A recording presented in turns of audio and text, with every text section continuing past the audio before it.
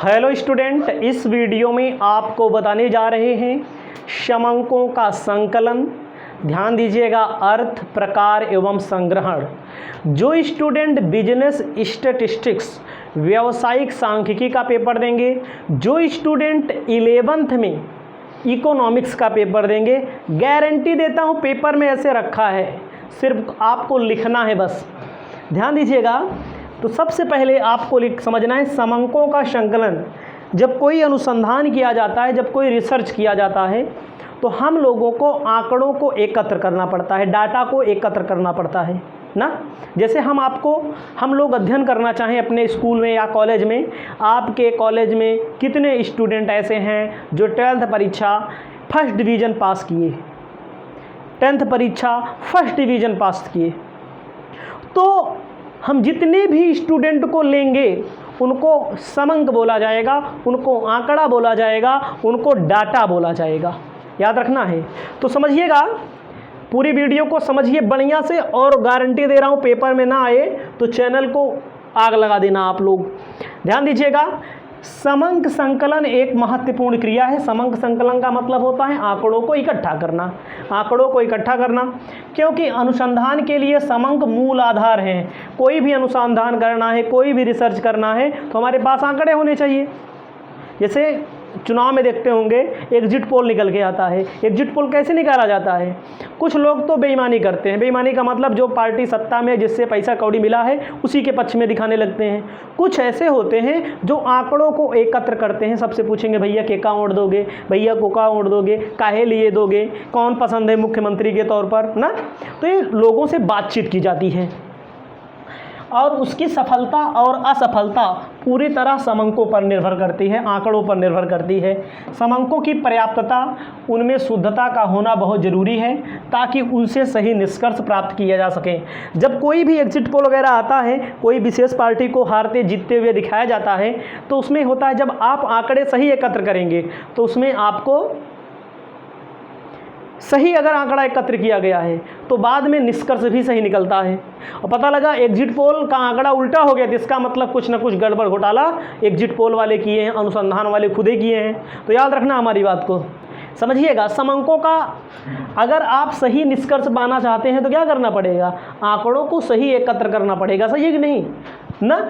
आंकड़ा मतलब समंक, समझिएगा। समंक मतलब आंकड़ा। इसको संकलन मतलब होता है इकट्ठा करते समय आपको सावधानी, सतर्कता, दृढ़ता, विश्वास, निष्पक्षता, धैर्य से काम लेना चाहिए। समंक एकत्रित कच्ची सामग्री कहीं अशुद्ध अविश्वसनीय ना हो जाए। स्मरण मतलब याद रहे। अविश्वसनीय एवं अशुद्ध समंक भ्रामक निष्कर्ष निकालने की संभावना को जन्म देते हैं। अगर आपको भेज दिया जाए 2024 में चुनाव कौन जीतेगा, तो आप ऐसा नहीं कह दोगे कि मोदी चुनाव जीतेंगे। आप पहले लोगों के पास जाएंगे, बात करेंगे, आप किस पार्टी को आप पसंद करते हैं ना।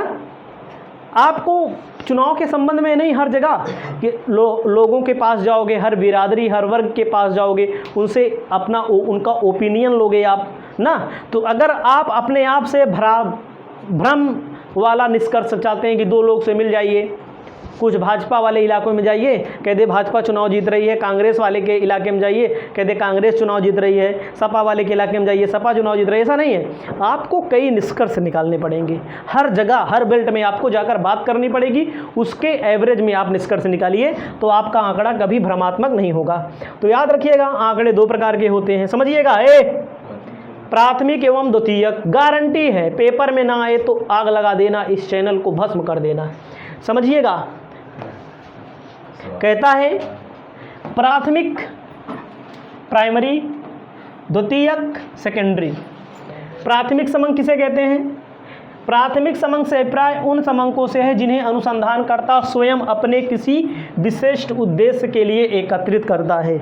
समझिएगा, अनुसंधानकर्ता मतलब जो अनुसंधान का काम करता है, जो रिसर्च का काम करता है, स्वयं जो एकत्र करने जाता है उसे क्या बोला जाता है? अनुसंधानकर्ता। ठीक है, खुद एकत्रित करेगा स्वयं अपने अनुसार, अपने दूसरे शब्दों में वे समंक जो किसी सांख्यिकी अनुसंधान के लिए किसी अनुसंधानकर्ता या एजेंसी द्वारा मौलिक रूप से पहली बार एकत्र किए जाते हैं प्राथमिक समंक कहलाते हैं। जैसे हमें अनुसंधान करना हो तो हम एकत्र करें ना, पहली बार हम एकत्र करें, कहीं से उठाएं ना, तो उसे बोला जाता है प्राथमिक समंक। ज़्यादा विश्वसनीय होते हैं ना, ये ज़्यादा विश्वसनीय होते हैं, इन पर इनको मौलिक कहा जाता है। द्वितीयक समंक क्या होता है? द्वितीयक समंक वे समंक होते हैं जो पहले से ही अन्य व्यक्तियों द्वारा, अन्य संस्थाओं द्वारा किसी उद्देश्य के लिए एकत्र किए जा चुके हैं। अनुसंधानकर्ता केवल उनका प्रयोग करता है। ऐसे समंक नए एवं मौलिक नहीं होते। अनुसंधानकर्ता स्वयं एकत्र नहीं करता, बल्कि दूसरे लोगों से, कहीं वेबसाइट से पता कर ले, कहीं पर सरकार द्वारा डाटा से पता कर ले। जैसे हम ओपिनियन पोल, एग्जिट पोल की बात कर रहे हैं, तो किसी टीवी चैनल का उठा के बता दे ना, दूसरे को बताना आसान है, लेकिन वो मौलिक नहीं होते। वो हो सकता है वो गलत बताया हो अगला आदमी, ठीक नहीं? तो याद रखिएगा, पेपर में अंतर बहुत पूछता है, ठीक है? पेपर में क्या पूछता है? अंतर। आपको ध्यान देना है आगे। देखो भैया, अंतर, सॉरी यार, अंतर ए आ गया। अंतर देखो, कहता है उपरोक्त विवरण से यह स्पष्ट है कि प्राथमिक समंक और द्वितीयक समंक दोनों में अंतर तो होता ही है, ठीक है? तो यहाँ मेन अंतर है, प्राथमिक समंक मौलिक होते हैं, मौलिक का मतलब सही होते हैं, द्वितीयक समंक मौलिक नहीं होते हैं। आपको ध्यान देना है, प्राथमिक समंक मौलिक होते हैं, कच्चे माल की भांति होते हैं, कच्ची मिट्टी के भांति होते हैं। कच्ची मिट्टी का मतलब होता है, जब आप भी दुर्गा पूजा बीता है, आप देखे होंगे, उसी मिट्टी से राक्षस भी बनाया गया था, उसी मिट्टी से देवी भी बनाई गई थी, देवता भी बनाए गए थे। समंक कच्ची मिट्टी के समान होते हैं। आप लोग हमारे यहाँ पढ़ रहे हैं, आप लोगों को अच्छी राह पर पकड़ाएंगे, अच्छी चीज़ बताएंगे तो अच्छा सीखोगे, गंदी चीज़ बताएंगे तो गंदा सीखोगे। तो इसी प्रकार समंक क्या होते हैं? कच्ची भांति के होते हैं, जिधर ढाल दिया जाएगा उधर पानी की तरह बह जाएंगे। इसके विपरीत द्वितीयक समंक मौलिक नहीं होते। मौलिक का मतलब ये दूसरे से कलेक्ट किए जाते हैं, उन पर सांख्यिकी यंत्रों का एक बार प्रयोग हो चुका रहता है, एक बार ये यूज हुए रहते हैं, इसलिए वे निर्मित माल की भांति होते हैं। कच्ची मिट्टी को जैसे ढालोगे, निर्मित में परिपक्वता रहती है, हो सकता है गलत भी हो, ठीक है? तो याद रखिएगा। कहता है प्राथमिक समंक रीत के अनुसार संपूर्ण क्षेत्र समय में एकत्र किए जाते हैं, जैसा आपको चाहिए वैसे आप एकत्र कर सकते हैं, रीति नियम कानून के, जबकि द्वितीयक समंक नहीं कर सकते। जैसे वीडियो ये पढ़ा रहे हैं, इसको गूगल से डाउनलोड कर लिया है मैंने, ये कौन सा समंक कहलाएगा हमारे लिए? द्वितीयक। अगर हमको बनाना होता तो हम अपने अनुसार इसका कलर चेंज कर देते, लाल कलर में लिख सकते थे, एक काला कलर में लिखा गया है, सही है कि नहीं? तो प्राथमिक समंक अधिक छानबीन या संशोधन करने की आवश्यकता नहीं होती है। अगर आप प्राथमिक समंक का यूज करेंगे तो ज़्यादा आपको संशोधन नहीं करना पड़ेगा, छानबीन नहीं करना पड़ेगा। लेकिन द्वितीयक समंक में जांच पड़ताल करनी पड़ती है, संशोधन करने पड़ते हैं। चौथा, प्राथमिक समंक में अधिक समय, परिश्रम लगता है, धन लगता है, पैसा लगता है भैया, हमें ना खर्च करना पड़ेगा, आना पड़ेगा, जाना पड़ेगा। बल्कि द्वितीयक समंक क्या होते हैं?